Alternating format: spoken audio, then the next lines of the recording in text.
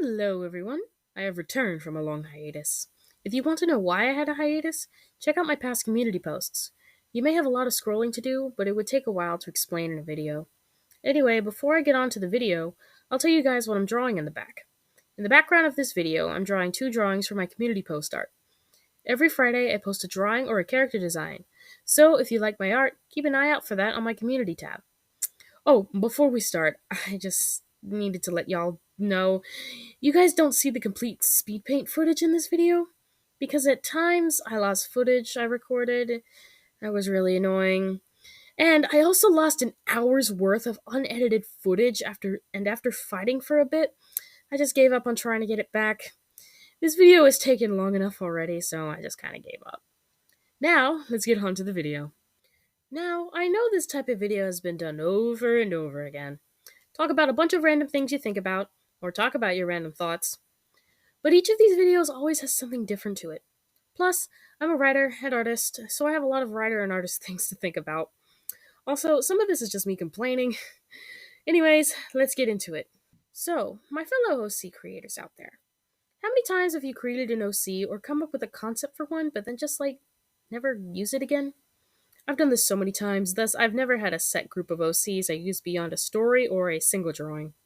It can get frustrating at times. Like, I'll be sitting in my room and go, I have this great idea, but what will I use it for? Then I quickly lose interest and, well, never touch it again. Segueing into the next one with that, I also tend to imagine goofy scenarios with the OCs I do use often, sort of like a sitcom-esque style scenario. I never really had the chance to do it, and I plan to do it in the future if I ever get the chance.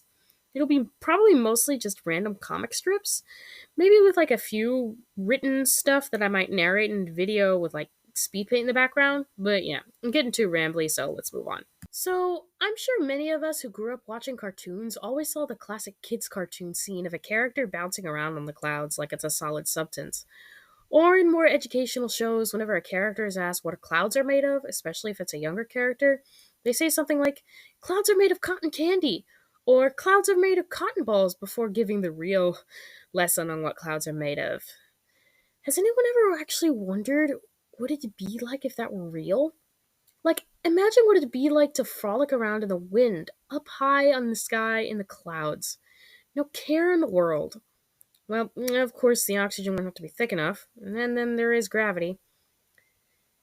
If we could bounce around on the clouds without any of those consequences, someone would probably take advantage of that.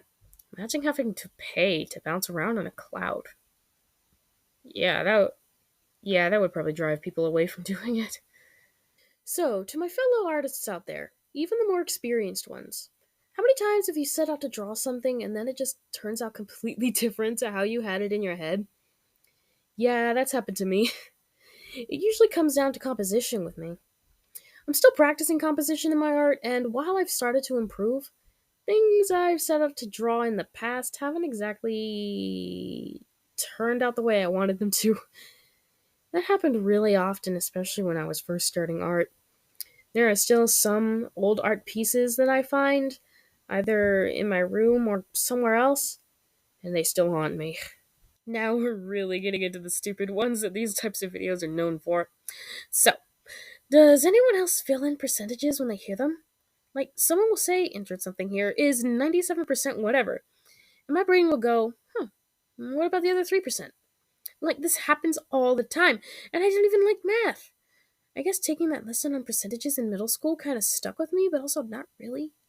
I mean, it's just adding up to 100 when you think about it. So maybe it's just past math lessons coming together? I'm not really sure. Does anyone else wonder what animals think when they look at us?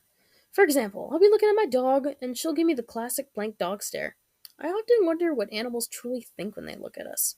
Are they judging us? They're out here surviving, not worrying about anything other than hunt and eat. Or being taken care of by us, and we're over here worrying about what the person next to us thinks. I know we do have big things to worry about, but I found we often worry about a lot of dumb stuff too. But animals don't do that. They probably don't know we worry about that type of stuff, but still, I have to wonder. I do have a lot more random things I think about, but this video is getting quite long. If this video does well, I might do a part 2.